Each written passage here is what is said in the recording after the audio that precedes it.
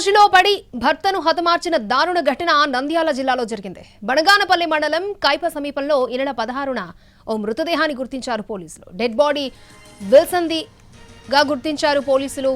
తర్వాత హత్య కేసు నమోదు చేసి కేసును దర్యాప్తు చేసి కేసుని ఛేదించారు.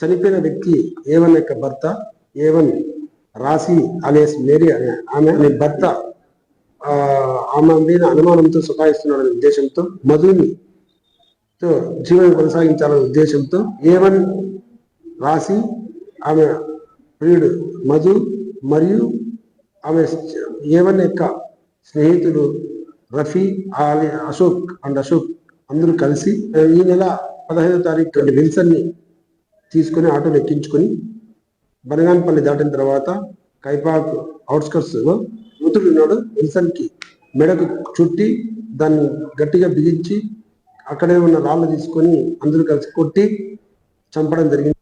ఈ నేరంలో